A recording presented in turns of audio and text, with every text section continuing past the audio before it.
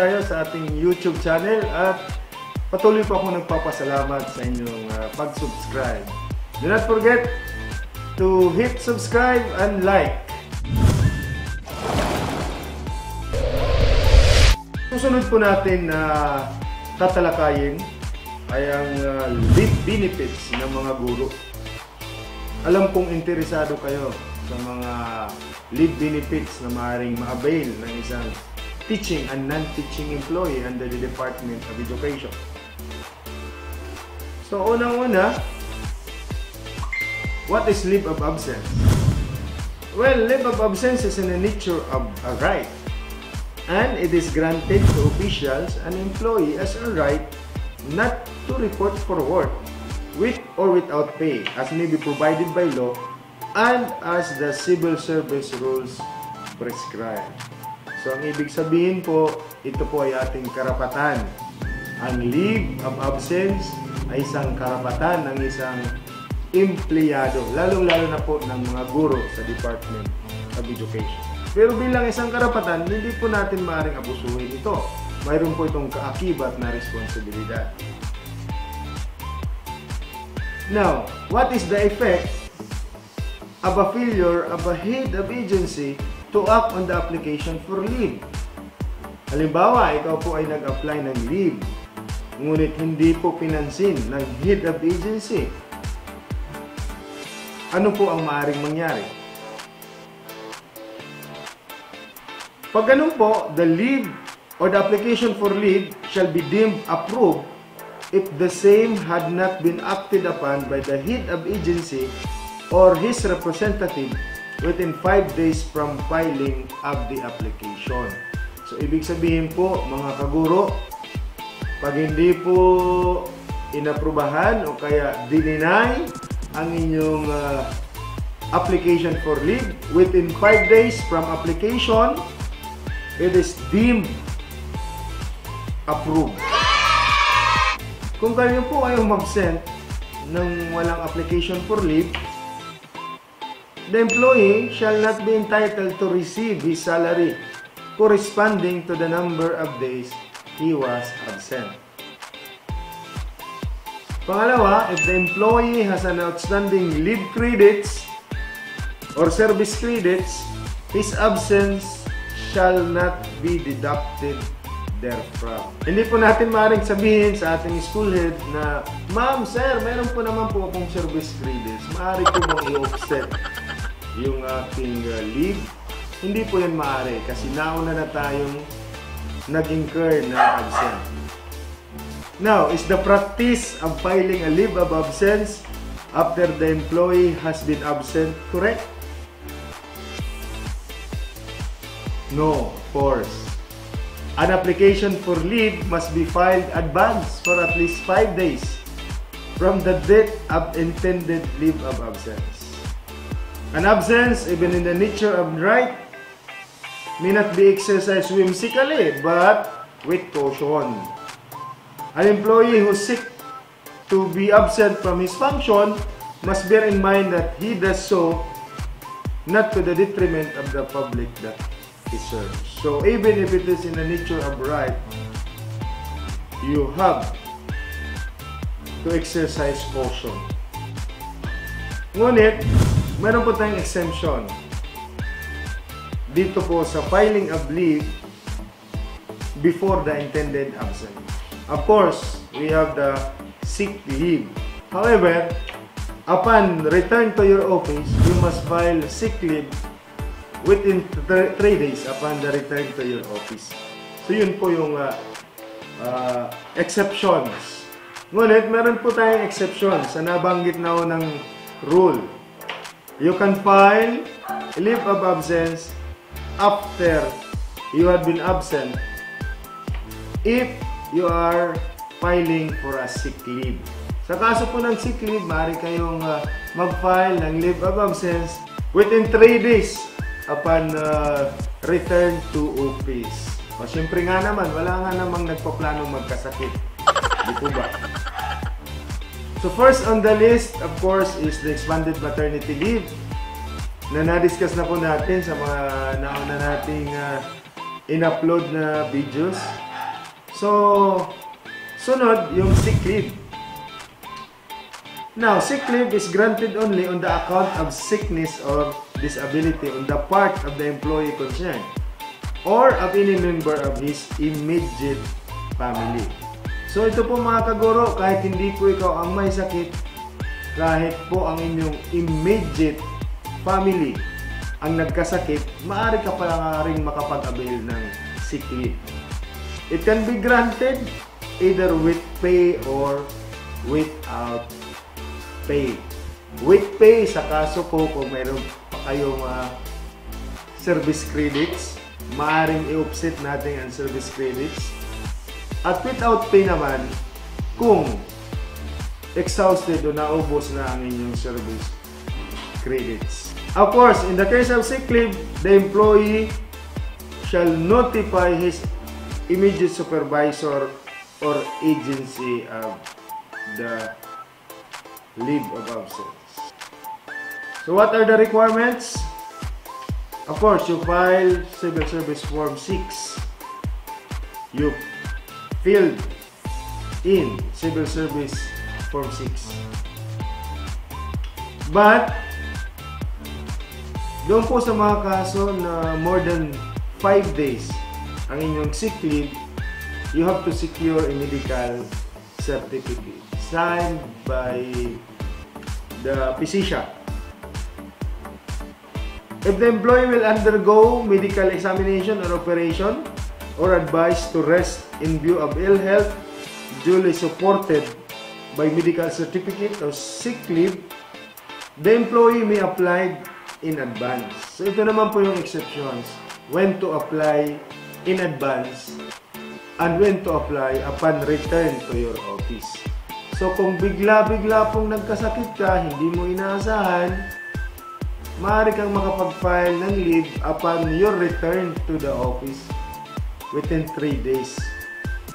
Ngunit, kung mayroon ng alam mo na you will undergo medical examination, operation, or you are advised by your physician to rest in view of your ill health, you can file in advance your intended sick leave. An ordinary application for sick leave, if it is not exceeding 5 days, the agency may not require a medical certificate. However, kung mayroong pagdududa ang yung head of agency, kung ikaw ba ay nagkasakit, the head of agency can require an employee to produce a medical certificate. Sunod po mga kaguro, yung vacation leave. Sa kaso naman po ng vacation leave, hindi po tayo makakapag-avail ng vacation leave because we have the so-called PVP, Proportional Vacation Pay. So ito po mga kaguro, sa totoo lang, wala tayong nakukuhang sahod pagdating ng April at May. Ang sahod natin sa April at May, ang tinatawag na PVP, Proportional Vacation Pay. Ibig sabihin po, ang sahod natin sa 2 buwan na yan ay ibinabase sa ating attendance from June to March. So ibig sabihin, pag kumpleto ang attendance mo, June to March, buo din ang sweldo mo sa April at saka May. Ngunit, kung ikaw naman ay may absent, mula June hanggang March, nabawasan ka na nga ng sweldo mo mula sa absent mo during that month. Pagdating sa PVP, mababawasan ka pa rin. Kaya hindi po tayo makapag-avail ng vacation leave. Kasi napakahaba na po ng ating bakasyon. Sa December, meron tayong 15 days. At saka sa April at May. And take note, we are paid for that vacation. Forced leave. Ang forced leave naman ay para po sa ating mga non-teaching employees. This is a mandatory 5-day vacation leave. Kasi sa kaso po ng mga non-teaching, mayroon silang 15 days vacation leave and 15 days sick leave. Now, kung hindi po nila nagamit yan, it can be might be converted into cash. It can be in leave credits. Pero, hindi po makukuha yung buong-buo na 15 days sa vacation leave. Kasi meron tayong tinatawag na forced leave. So, ibabawas po doon yung mandatory na leave. Ibig sabihin, kahit hindi ka nakakonsume ng 15 days vacation leave, ang ma-earn mo na leave credits for vacation is 10 days lang per year. At yung 5 days automatically na ibabawas na.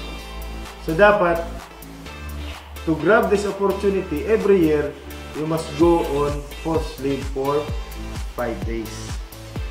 Another leave benefits for non-teaching employees, mayroon tayong tinatawag na annual 3-day vacation for personal milestone. Halimbawa po, birthday o nag-attend ka ng kasal ng iyong anak, o iba pang mga personal milestone, maaari mong gamitin yung special privilege leave. Sunod, meron po tayong tinatawag na paternity leave. Of course, this is for teaching and non-teaching employees. Yung paternity leave, this is granted to a male employee for 7 working days for the first 4 deliveries of legitimate spouse. Of course, the requirement is you must be a married male employee. However, if you have more than one legal spouse, in the case of our Muslim brothers, they shall be entitled for a paternity leave for a maximum of 4 deliveries, regardless of whichever spouse has given birth. So yung 7 days na paternity leave, ito po ay dagdag. Maaari niyong idagdag kung bibigyan kayo ng 7 days na leave ng iyong misis kung siya ay nanganak. Ibabawas po doon sa 105 days. Tandaan po natin, it is a working day, not a calendar days. Sunod, meron po tayong tinatawag na parental leave na na-discuss na po natin sa mga unang videos natin. Ito po ay granted for those who are solo parents for 7 days. Of course, the requirements, you have already rendered for at least 1 year of service. It may be continuous or staggered, as long as you have to present your solo parent ID. Sunod po, napaka-importante yung tinatawag na rehabilitation leave. Paano makakapag-avail ng rehabilitation leave? This is for injuries from accidents while the employee is performing an official function or is going to work and going home from work, which can be considered as sustained in the performance of official duties. Agencies, head of agencies, in the exercise of their sound discretion, shall examine and consider the prevailing factors or conditions. So what are the requirements? Kailangan mo lang mag-submit ng Form 6, Civil Service Form 6, yung forms on leave, at saka medical certificate from attending physician or any competent government physician. At sunod na leave, ang 10-day leave under Republic Act 9262. Ito po ay para naman po sa ating mga gurong babae na biktima po ng pang-aabuso. It is granted to any women employee in the government service regardless of employment status, if they are a victim of violence as defined in Section 3 of Republic Act 9262.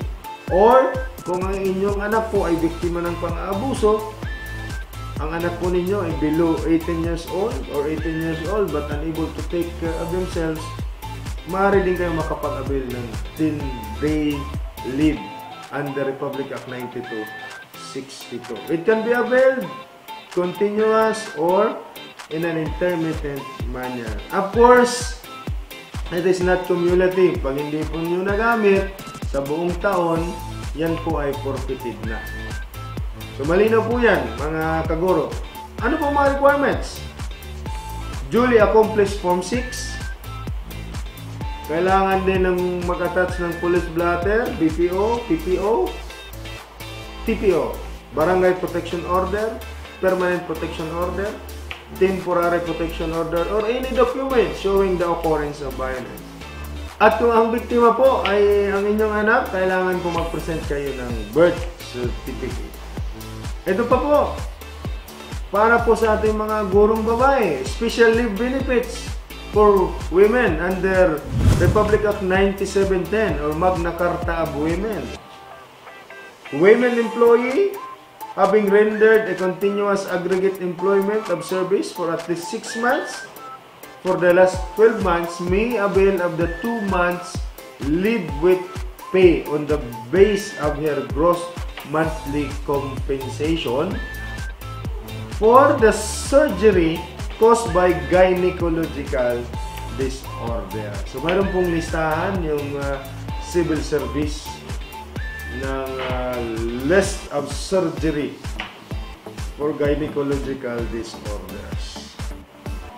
At isa pa pong napaka-importanting benepisyo para sa ating mga kaguro at non-teaching employees, ang sinasabi pong study leave. Employee shall be selected for study leave based on the following. Graduated with a bachelor's degree which requires passing of a government bar or board examination. Field study to be pursued is relevant to the employee's duties and responsibilities. The employee, of course, must be permanent. And if you are a non-teaching employee, you must have rendered 2 years in service and 7 years in service for teachers with a rating of very satisfactory.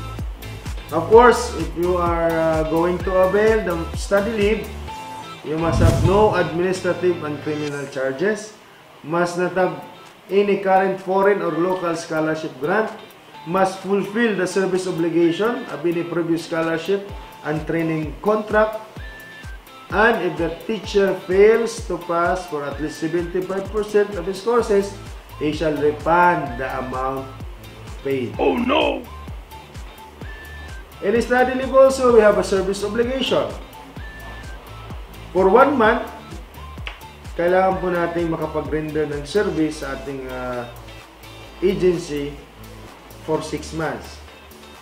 If the study leave granted is more than 3 months to 6 months, the service obligation must be for 2 years. What are the requirements? Of course, kailangan mong sumulat sa school head at yung sulat mo i-endorse sa school's division superintendent. And there must be a certification from the school head that someone will take care of your load for teachers. And you have to sign a contract agreement between teacher and non-teaching and DepEd, indicating the rendition of service corresponding to the length of the study leave. You have also to submit permit to study, medical certificate, district division clearance, and the administrative clearance. Ito po mga kaguro ang ating mga leave benefits. Inaasahan ko po na marami kayong natutunan. Huwag niyong kalimutan na mag-subscribe, mag-like, and mag-share. Maraming salamat po sa inyong panonood. Hanggang sa muli, subaybayan nyo ang aming YouTube channel. Hit subscribe and like. To God be the glory.